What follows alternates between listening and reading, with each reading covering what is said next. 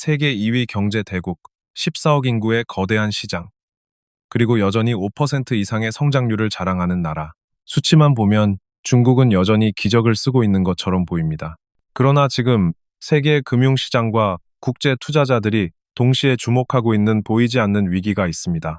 그것은 바로 중국이 조용히 돈을 찍고 있다는 것, 다시 말해 비공식적인 양적 완화입니다. 언론은 이를 다루지 않고 중국 정부는 이를 부인하거나 숨기지만 국제금융계는 하나의 질문을 던지고 있습니다. 중국은 지금 경제 붕괴를 막기 위해 몰래 돈을 찍고 있는가? 중국의 공식 통계는 여전히 견고해 보입니다. GDP는 상승하고 있고 인프라 투자는 늘어나며 실업률은 안정적이라 주장합니다. 하지만 현실은 그렇지 않습니다. 부동산 시장은 붕괴 직전이고 지방정부는 재정이 고갈되었으며 민간 소비는 얼어붙었습니다. 무엇보다 외국 자본은 사상 최대 규모로 빠져나가고 있습니다. 그러면 왜 수치는 좋게 유지되고 있을까요? 바로 눈에 보이지 않는 돈의 흐름, 즉 그림자 유동성 공급이 있기 때문입니다. 중국은 지금 통화를 직접적으로 찍는 것이 아니라 복잡한 시스템을 통해 몰래 돈을 푸는 방식을 택하고 있습니다. 그렇다면 중국은 어떤 방식으로 돈을 찍고 있을까요? 먼저, 정통적인 의미의 중앙은행 발권은 아닙니다. 미국이나 유럽처럼 중앙은행이 직접 채권을 매입하거나 금리를 조정하며 유동성을 공급하는 구조가 아니라 중국은 시스템 속의 시스템, 말하자면 국유은행, 정책은행, 지방정부의 융자 플랫폼 등을 통해 유동성을 눈에 띄지 않게 뿌리고 있습니다. 대표적인 수단은 정책은행을 통한 대출 확대입니다. 국가개발은행, 수출입은행, 농업개발은행 등 중앙은행과 국유자본 사이에 위치한 반공공금융기관들은 이미 몇 년 전부터 지방정부에 막대한 규모의 프로젝트성 자금을 공급해왔습니다. 이들은 명목상 수익성을 기반으로 대출하지만 실제로는 정치적 목표에 따라 자금이 흘러갑니다. 이를 통해 지방정부는 도로, 철도, 신도시 건설을 지속할 수 있었고 이러한 프로젝트들은 다시 GDP 수치에 반영되었습니다. 그러나 문제는 여기서부터입니다. 수익이 나지 않는 사업이 대부분이라는 것, 그리고 그 손실은 통계에 반영되지 않는다는 것입니다. 다음은 지방정부의 융자 플랫폼입니다. 이는 일종의 지방정부가 직접 돈을 빌릴 수 없는 구조를 우회하는 법적 장치입니다. 이 플랫폼을 통해 지방정부는 채권을 발행하고 그 채권은 국유은행 혹은 정책은행이 매입합니다. 즉, 정부가 정부에게 돈을 빌려주는 구조가 성립되는 것입니다. 이러한 채권은 공식적인 국가 채무로 잡히지 않으며 회계상 별도 처리됩니다. 이렇게 만들어진 자금은 다시 부실한 부동산 프로젝트나 미완공 인프라에 투입됩니다. 그런데도 통계는 조용하고 외형은 성장으로 포장됩니다. 세 번째는 비공식적 통화 발행의 정점, 바로 환매 거래의 구조적 왜곡입니다. 중국 인민은행은 민간 시중은행들과 단기 자금 거래를 지속하며 레버리지를 확장시키고 유동성을 과잉 공급하고 있습니다. 이는 통화량 증가로 이어지지만 공식적으로는 통화정책 완화가 아닌 시장 운영으로 기록됩니다.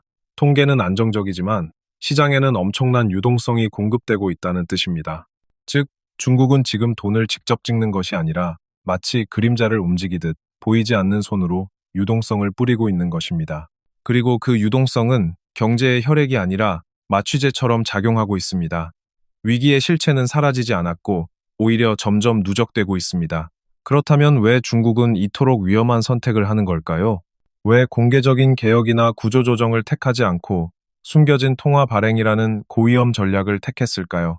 다음 타스크에서 그 이유를 짚어보겠습니다. 중국은 왜 이러한 위험한 선택을 감행했을까요? 왜 개혁이나 구조조정 같은 고통스럽지만 장기적으로 건강한 방법이 아닌 숨겨진 유동성 공급, 다시 말해 몰래 돈을 찍는 방식을 택했을까요? 그 이유는 단순합니다. 지금 중국은 선택지가 거의 없기 때문입니다. 2020년 이후 부동산 시장이 붕괴하기 시작했고 지방정부는 세수의 40% 가까이를 잃었습니다. 동시에 민간 소비는 급감했고 청년 실업률은 20%를 넘었으며 수출도 둔화되면서 경제 전체가 가라앉는 듯한 흐름을 보이기 시작했습니다. 외국 자본은 빠져나가고 민간 기업은 투자를 중단하며 공공부문조차 신규 프로젝트에 소극적으로 변했습니다. 돈이 돌지 않는다는 말이 중국 전역에서 들려왔습니다. 하지만 중국 공산당은 정치적 안정을 최우선으로 하는 체제입니다. 체제의 안정성을 해치지 않으면서 경제를 부양할 수 있는 유일한 방법은 숫자를 유지하면서 실체를 감추는 것이었습니다. 바로 그것이 지금의 그림자 유동성 전략입니다. 통계를 부풀리고 GDP를 유지하며 위기를 일시적으로 지연시키는 방식입니다. 이것은 마치 산소가 부족한 폐쇄 공간에서 마취제를 흘려넣어 사람들을 잠재우는 것과도 같습니다. 지금은 편안하지만 문제는 더 심각해지고 깨어났을 때는 숨조차 쉴 수 없는 상태가 될 수 있습니다. 그리고 지금 그 마취 효과의 부작용이 나타나고 있습니다. 중국 경제의 표면은 안정적인 것처럼 보입니다. 하지만 실제로는 다양한 형태의 숨겨진 인플레이션이 발생하고 있으며 그 중심에는 자산 인플레이션이라는 현상이 있습니다. 즉, 소비자 물가는 안정된 것처럼 보이지만 부동산, 주식, 원자재, 채권 시장 등에서는 급격한 가격 왜곡과 거품 현상이 관측되고 있습니다. 이는 돈이 실물 경제로 흘러들어가지 않고 제한된 자산 시장에만 몰리는 현상 때문입니다. 중앙은행이 인위적으로 돈을 공급하면 소비가 늘어야 정상이지만 중국 소비자들은 불확실한 미래 때문에 지갑을 닫았습니다. 결국 돈은 투자처를 찾아 자산 시장에만 몰리게 되고 그 결과 가격은 실제 가치보다 훨씬 높아지며 이로 인해 또 다른 거품이 형성되는 것입니다. 게다가 위안화의 실질 구매력은 점점 떨어지고 있습니다. 표면적으로는 환율이 안정적인 것처럼 보이지만 비공식 시장이나 역외 시장에서는 위안화 약세가 뚜렷하게 진행되고 있습니다. 일부 지역에서는 달러 부족 현상이 나타나고 국제 결제에서 위안화를 기피하려는 움직임도 관찰됩니다. 이는 중국 내부에서 몰래 풀린 돈이 외부에서는 가치 없는 종이로 인식되고 있음을 뜻합니다. 더 심각한 문제는 투자의 질이 극도로 저하되고 있다는 점입니다. 정부는 여전히 대규모 인프라에 자금을 투입하고 있지만 수익성이 없는 사업, 사람이 살지 않는 신도시, 이용객이 거의 없는 고속철도, 텅 빈 공항들이 지속적으로 늘어나고 있습니다. 경제학자들은 이를 자본 효율성의 붕괴라고 말합니다. 과거에는 1위안을 투자하면 0.5위안 이상의 GDP가 창출되었지만 지금은 1위안을 써도 0.2위안도 만들어내지 못하는 구조가 되었습니다. 돈은 계속 쓰이지만 실질적인 부의 창출은 정체되거나 후퇴하고 있는 것입니다. 이 모든 결과는 하나의 결론으로 이어집니다. 중국 경제는 마치 숫자로 만든 유령이 되어가고 있다는 것. 성장의 외형은 있지만 내용은 비어있고 숫자는 올라가지만 삶은 나빠지고 있습니다. 다음 타스크에서는 이 숫자로 만들어진 성장이 시장과 투자자들에게 어떤 신호를 보내고 있는지, 그리고 중국 금융 시스템이 어떻게 반응하고 있는지를 살펴보겠습니다. 실제로 이러한 그림자 유동성 공급은 중국 내부 경제만이 아니라 글로벌 금융시장에도 연쇄적인 파장을 일으키고 있습니다. 투자자들은 더 이상 중국의 공식 통계를 신뢰하지 않으며 수치보다 현실을 보고 판단하기 시작했습니다. 그 대표적인 반응이 바로 외국 자본의 대탈출입니다. 2023년 4분기 기준 장기 외국 자본 400억 달러가 중국에서 빠져나갔습니다.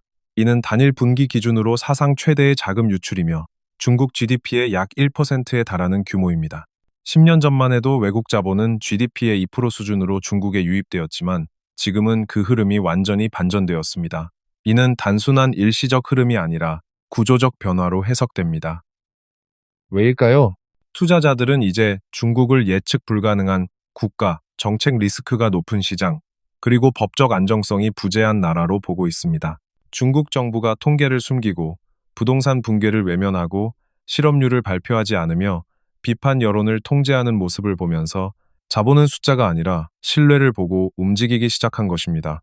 또한 2023년부터 시행된 국가안보법 개정안은 외국 기업과 투자자에게 심리적 공포를 주었습니다.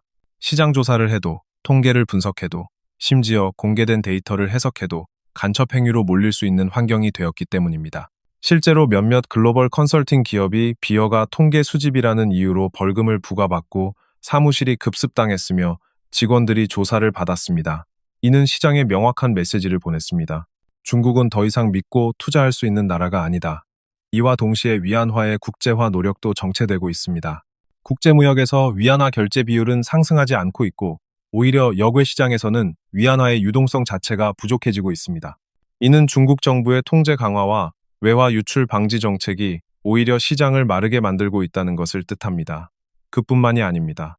중국 증시는 글로벌 투자자들 사이에서 고립된 시장으로 인식되고 있습니다. 홍콩 주식시장과 상하이 A주 모두 장기 하락 추세를 보이고 있으며 해외 펀드는 중국 주식 비중을 축소하거나 전면 철수를 선언하고 있습니다. 이러한 현상은 단순한 주가 하락이 아니라 신뢰의 붕괴가 자본 흐름을 바꿔버렸다는 신호입니다. 자본은 안정성을 원합니다. 예측 가능성, 법치주의, 정보의 투명성, 정책의 일관성. 그런데 지금의 중국은 이 모든 것을 거스르고 있습니다.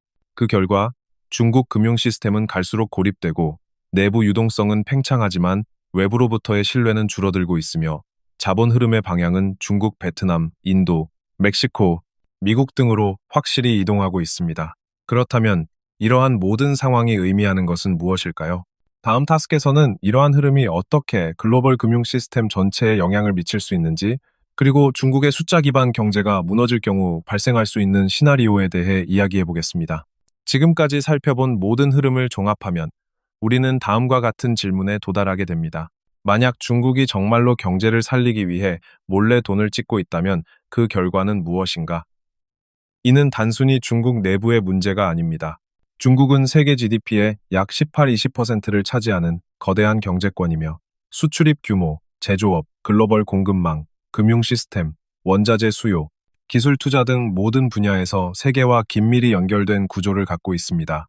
그렇기 때문에 중국 경제가 내적으로 붕괴하거나 그 통화 시스템에 대한 신뢰가 무너지면 이는 곧 제2의 리먼 브라더스 사태를 촉발할 수 있는 글로벌 충격으로 이어질 수 있습니다. 리먼 브라더스는 2008년 단 한 기업이었지만 그 파장은 글로벌 금융 시스템 전체를 붕괴 직전까지 몰아갔습니다. 그런데 지금의 중국은 단순한 하나의 기업이 아닙니다. 그 자체가 하나의 시스템이며 하나의 세계입니다. 가장 우려되는 것은 위안화에 대한 신뢰 상실입니다. 이미 외국 자본은 빠져나갔고 역외 시장에서는 위안화 유동성이 줄고 있으며 환율은 정부 개입으로 유지되고 있을 뿐입니다. 만약 이 억제된 구조가 무너질 경우 위안화 급락 자본 유출 가속화 금융시장 붕괴 글로벌 신용시장 충격 공급망 혼란이라는 도미노 효과가 일어날 수 있습니다. 특히 아시아 국가들에게는 치명적입니다. 한국, 일본, 베트남, 대만 등은 중국과 밀접한 무역 및 금융 관계를 갖고 있기 때문에 중국의 붕괴는 수출 감소, 기업 실적 악화, 자산시장 충격, 환율 불안정으로 곧바로 이어질 수 있습니다. 또한 중국 채권에 노출된 글로벌 연기금, 헤지펀드, 투자은행들은 손실 회피를 위해 동아시아 전체 자산에서 자금을 회수할 가능성도 있습니다. 이는 중국 위기가 곧 아시아 위기로 확대될 수 있음을 의미합니다. 그리고 이러한 위기에는 정치적 리스크도 동반됩니다. 경제가 무너지고 신뢰가 사라지면 내부 불만은 고조되며 외부로부터의 긴장도 증가할 수 있습니다.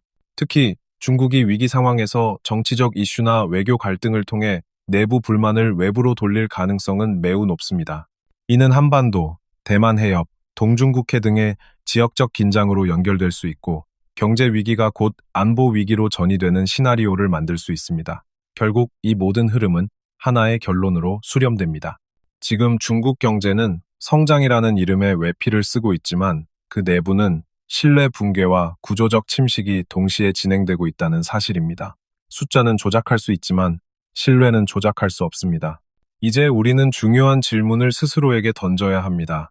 이 거대한 제국의 붕괴가 시작되었을 때 우리는 무엇을 준비해야 하는가? 이것은 중국의 이야기가 아니라 우리의 생존과 연결된 문제입니다. 기업은 어떤 시장에 진출해야 하고, 개인은 어떤 통화를 믿어야 하며, 정부는 어떤 대응 시나리오를 가지고 있어야 할까요?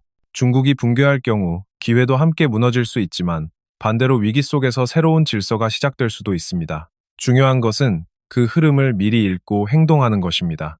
이번 영상에서는 중국이 경제를 지탱하기 위해 선택한 비공식적인 통화 발행이라는 전략, 그리고 그것이 가져올 신뢰의 붕괴와 글로벌 리스크에 대해 조명했습니다. 하지만 이 이야기는 여기서 끝나지 않습니다.